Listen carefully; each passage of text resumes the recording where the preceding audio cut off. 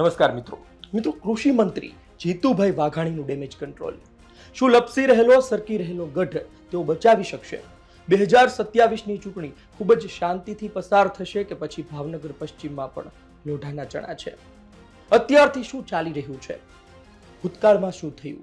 એ ન્યાય સભા જે ભાવનગર પશ્ચિમમાં થઈ હતી, જેમાં જીતુ વાઘાણીને ટાર્ગેટ કરવામાં આવ્યા હતા, ત્યારબાદ શું થયું છે? થોડા દિવસ પહેલા એક બેઠક મળી, એ શું સૂચવે છે?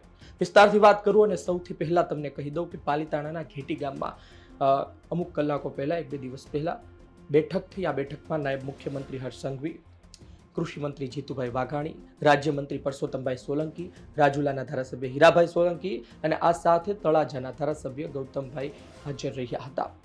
પરંતુ એમના જે ફોટો જીતુભાઈ વાઘાણીએ પોતાના સોશિયલ મીડિયામાં મૂક્યા છે, એ ઘણું કહી જાય છે. એમના બોડી લેંગ્વેજ, એમને સાથે બેસવાનો અને જે પ્રકારના ફોટો એંગલ છે, આપણને લાગે છે કે એમની વચ્ચે ખૂબ સારા સંબંધો છે. જો ખૂબ સારા સંબંધો છે અને ભૂતકાળમાં હતા પણ, તો પછી ન્યાય સભામાં જીતુભાઈ વાઘાણીને ટાર્ગેટ કરતા કોઈ સમાજના ભારતીય જનતા પાર્ટીના આગેવાનો કેમ ન રોકી શક્યા? ન્યાય સભામાં એક તરફ કોળી સમાજના જ યુવા આગેવાનો દ્વારા પરવાનગી લાવવામાં આવી, પડદા પાછળ મદદ કરવામાં આવી, પરંતુ એમની જ પાર્ટીના એક મોટા નેતા કૃષિ મંત્રીને ટાર્ગેટ કરવામાં આવી રહ્યા છે અને પૂર્વ આયોજિત જ હતું. શું એ શાંત ન કરાવી શક્યા? ભારતીય જનતા પાર્ટીની કોઈ વાતની, સરકારની કોઈ વાતની, સીધા જીતુ વાઘાણીને ટાર્ગેટ કરવામાં આવ્યા હતા. એ સમયે શું દર્શાવતું હતું એ વિશે આપણે ત્યારે પણ વાત કરી હતી, પરંતુ આજે એટલા માટે વાત કરવી પડી રહી છે કે ત્યારે સમાચાર તેવા હતા કે કોળી સમાજનો એક યુવા ચહેરો જે ખૂબ અત્યારે તેજીથી આગળ વધી રહ્યો છે, દિવ્યેશ સોલંકી, તેમના દ્વારા પરવાનગી અપાવવામાં આવી અને પડદા પાછળ તેમનું પણ પીઠબળ હતું. તો તેમને પણ ખબર હોય કે આમાં કોને ટાર્ગેટ કરવાના છે અને આમાં કઈ વાત કરવાની છે. એ રોકી ન શક્યા. એનો મતલબ એ પણ તે સમયે નીકળ્યો હતો કે કંઈક તો ભૂતકાળમાં રંધાયું છે. ત્યારે એક થિયરી સામે આવી હતી, એક વાત સામે આવી હતી કે જે તે સમયે ભારતીય જનતા પાર્ટીના મોટા નેતા સામે જીતુભાઈ વાઘાણીએ કોઈ નેતાને પ્રમોટ કર્યા. ભાવનગર ગ્રામ્યમાં કોઈક યુવા નેતાને લાગ્યું કે આપણું પત્તું કપાઈ શકે છે, મુશ્કેલીમાં મુકાઈ શકીએ છીએ અને કરંટ આપવો જરૂરી છે કે અર્થિંગ આપવો જરૂરી છે. એટલા જ માટે ફક્ત એક ઝલક આપવામાં આવી હોય તેવું કહેવામાં આવે છે. જુઓ તમે, પછી એ સભા થઈ, પછી એમાં જે કહેવામાં આવતું હતું કે આ વ્યક્તિ અમને ખૂબ આર્થિક રીતે મદદ કરી, પૈસા ટકે આને ખૂબ મદદ કરી, પરંતુ પડદા પાછળ પાછું આખું ચિત્ર જ અલગ હતું. માહિતી ત્યાં સુધી મળી છે કે કોળી સમાજના નહીં, અન્ય સમાજના વ્યક્તિએ થોડું આર્થિક પીઠબળ પૂરું પાડ્યું, આર્થિક મદદ કરી, તો તેમના ઉપર પણ કેસ થયા છે, ખોટા કેસો કરવામાં આવ્યા છે અને એક ચોક્કસ ટીમ પણ કામે લાગી હતી. ખેર, આ બધી વાતો છે, પરંતુ આ બધી વાતો વચ્ચે શું પરસોત્તમભાઈ સોલંકી, દિવ્યેશભાઈ સોલંકી, હીરાભાઈ સોલંકી સાથે જીતુભાઈ વાઘાણી બેઠક કરે તેને ડેમેજ કંટ્રોલ માની શકાય? અને શું 2027માં કંઈ નહીં થાય તેની ગેરંટી ખરી? કશી ગેરંટી નહીં. વાત તો ત્યાં સુધીની છે કે 2027માં પરસોત્તમભાઈ સોલંકી ભાવનગર પશ્ચિમમાં પ્રચાર કરવા જશે કે નહીં, એ મોટો પ્રશ્નાર્થ ચિહ્ન છે.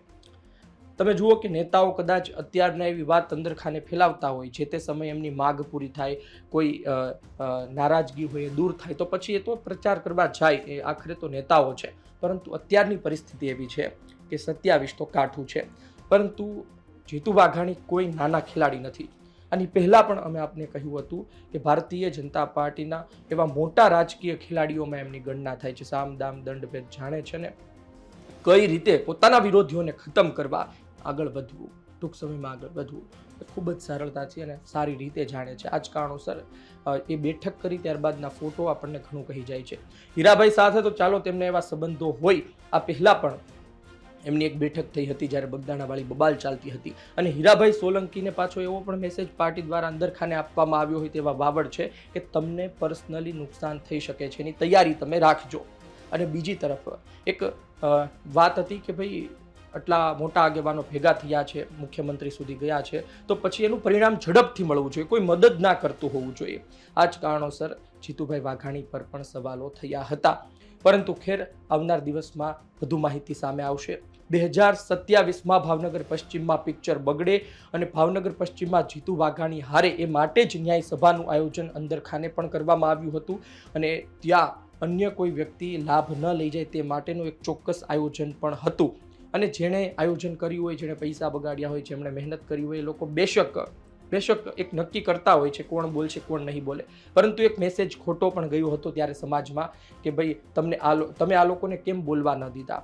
જો કે ત્યારબાદ થોડા ઘણા લોકોએ ટીકા પણ કરી હતી, પરંતુ જે કાર્યક્રમ એમને કરવાનો હતો એ રીતે પૂરો થયો. પણ એ એક ઝલક હતી અને એ વાત 2027માં ફરી આવશે, ફરી એ મુદ્દો આવશે. જોઈએ આવનાર દિવસમાં શું થાય છે.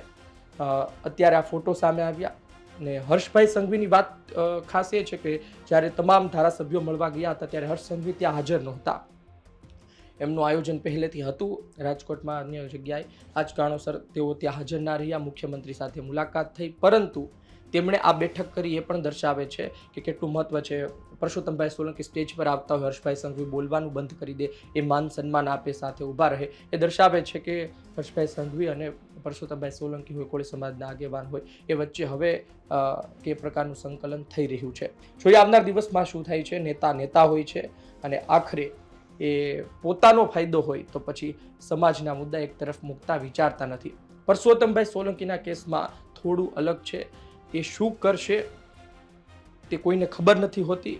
મોટા રાજનેતાઓ પરસોત્તમભાઈ સોલંકી શું કરવા જઈ રહ્યા છે, એમણે જે વાત કરી છે એ જ પ્રકારે વર્તન કરશે કે નહીં તેનું પણ નક્કી હોતું નથી. એમની મરજીના રાજા ગણી શકો. એટલે આવનાર દિવસમાં એમના પર ડિપેન્ડ છે શું થાય છે. પરંતુ ભાવનગરમાં પણ ભયંકર ડખા થશે. ભાવનગર ગ્રામ્યમાં પણ ચૂંટણી શાંતિથી યોજાય તેવું અત્યારે નથી લાગતું.